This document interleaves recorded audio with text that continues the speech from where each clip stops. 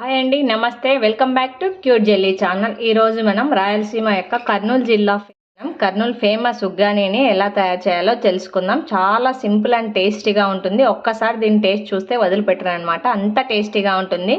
ఈ కర్నూలులో ఎక్కడైనా సరే, మారుమూలల్లో అయినా సరే ఈ ఉగ్గాని అనేది చాలా ఫేమస్. బాగా ఎక్కడ ఏ టిఫిన్ సెంటర్లో అయినా ఉగ్గాని అనేది ఖచ్చితంగా దొరుకుతుంది.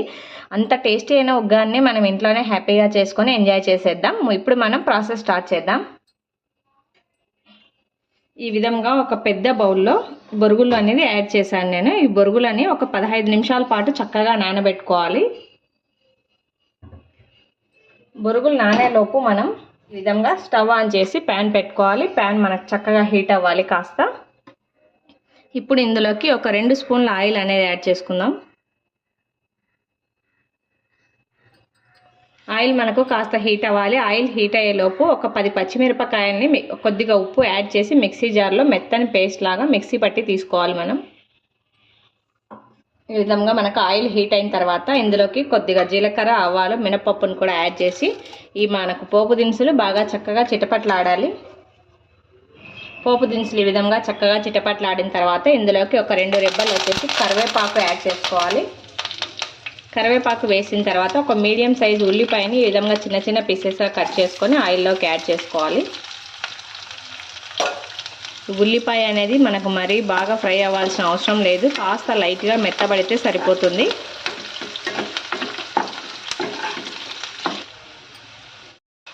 చూడండి, మనకి ఈ విధంగా చక్కగా ఉల్లిపాయ అనేది కాస్త మెత్తబడింది కదా, మగ్గింది అనమాట మనకు ఉల్లిపాయ. ఇప్పుడు ఇందులోకి ముందుగా మనం ఒక 10 పచ్చిమిరపకాయలు, కొద్దిగా ఉప్పు వేసి మిక్సీ పట్టుకున్నాం కదా, ఆ పచ్చిమిరపకాయల పేస్ట్ని కూడా ఆయిల్లో వేసి పచ్చివాసన లేకుండా చక్కగా వేయించుకోవాలి.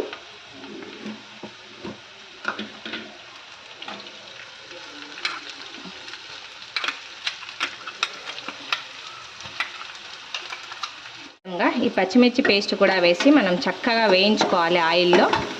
ఈ విధంగా పచ్చిమిర్చిని బాగా ఆయిల్లో ఎంత వేయిస్తే అంత టేస్ట్ బాగుంటుంది అనమాట ఈ ఉగ్గాని అనేది. దీని పచ్చివాసన వెళ్ళినప్పుడే దీని టేస్ట్ అనేది బొరుగులకు బాగా పట్టుకుంటుంది. ఈ విధంగా వేయించి కాసేపు అలాగే మగ్గనివ్వాలి మనం. ఈ విధంగా మనం పచ్చిమిర్చిని ఫ్రై చేసుకున్న తర్వాత ఒక పెద్ద సైజు టమాటోని చిన్న చిన్న పీసెస్గా కట్ చేసుకొని ఆయిల్లోకి యాడ్ చేసుకోవాలి. టమాటోని కూడా మనం చక్కగా ఆయిల్లో కాస్త మెత్తబడేదాకా వేయించుకోవాలి.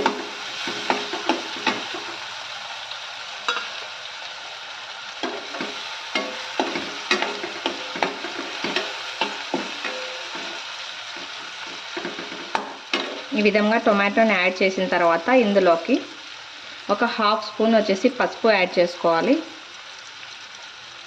ఒక 1/2 స్పూన్ వచ్చేసి కారం. ఈ కారం వేయడం వల్ల మనకు ఉగ్గానికి మంచి కలర్ వస్తుంది. ఆల్రెడీ పచ్చిమిర్చి వేసాం కాబట్టి కొద్దిగా యాడ్ చేసుకోండి, ఎక్కువ అవసరం లేదు. అలాగే ఉప్పు కూడా లైట్గా వేసుకోండి, మనం పచ్చిమిర్చిలో యాడ్ చేసాం కదా, చూసుకొని తర్వాత వేసుకోవచ్చు, ఏం పర్వాలేదు. ఈ విధంగా అన్నీ యాడ్ చేసిన తర్వాత ఒకసారి మళ్ళీ చక్కగా మనం ఆయిల్లో మిక్స్ చేసుకోవాలి. చూడండి, ఈ విధంగా చక్కగా మనకు టమాటో కూడా మెత్తబడిపోయింది కదా. ఇప్పుడు మనం నానబెట్టుకున్న బొరుగులను వచ్చేసి చక్కగా వాటర్ మొత్తం పిండేసుకొని ఈ ఆయిల్లోకి బొరుగులు యాడ్ చేసుకోవాలి. వాటర్ అనేది ఉండకూడదు, ఎంత వీలైతే అంత బాగా ఒత్తేసుకోండి.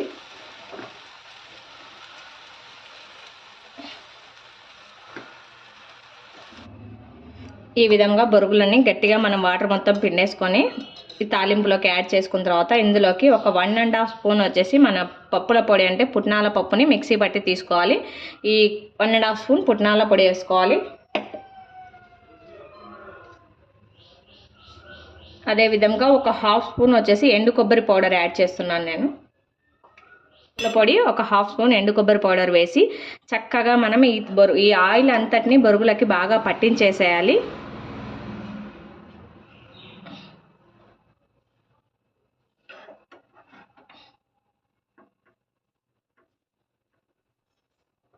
అదేవిధంగా కొద్దిగా కొత్తిమీరను వచ్చేసి బాగా శుభ్రంగా కడిగి చిన్న చిన్న పీసెస్గా కట్ చేసుకొని ఇలా పైన యాడ్ చేసుకొని ఒకసారి మిక్స్ చేసుకోవాలి.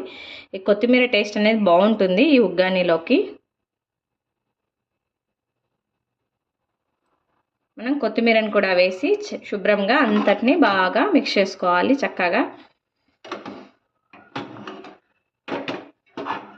మనం ఈ ప్రాసెస్ అంతా చేసేటప్పుడు స్టవ్ను వచ్చేసి సిమ్లోనే పెట్టుకోవాలి. మీడియం ఫ్లేమ్లో పెట్టుకున్నట్లయితే మనకి ఇవి అడుగంటుతాయి అన్నమాట. బొరుగులు సిమ్లో ఉంచి చక్కగా మిక్స్ చేసుకోవాలి.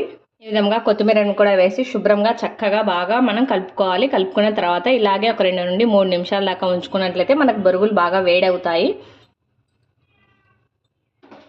ఆ విధంగా మనకు ఉగ్గాని కాస్త హీట్ అయిన తర్వాత ఇలాగే వేడివేడిగా తింటేనే చాలా టేస్ట్ బాగుంటుంది. ఈ స్టేజ్లో మనం స్టవ్ ఆఫ్ చేసేసుకోవాలన్నమాట. అంతే అండి, చాలా సింపుల్ ప్రాసెస్. ఇలా వేడివేడిగా వడ్డించేసుకుంటే ఎంతో ఇష్టంగా తింటారు. ఒకసారి తిన్నారంటే ఈ ఉగ్గాని టేస్ట్ మర్చిపోలేరనమాట. అంత టేస్టీగా ఉంటుంది. తప్పకుండా అందరూ ట్రై చేయండి. ఈ రెసిపీ కనుక మీకు నచ్చినట్లయితే లైక్ చేయండి, షేర్ చేయండి. తప్పకుండా అందరూ సబ్స్క్రైబ్ చేయండి. Thanks for watching.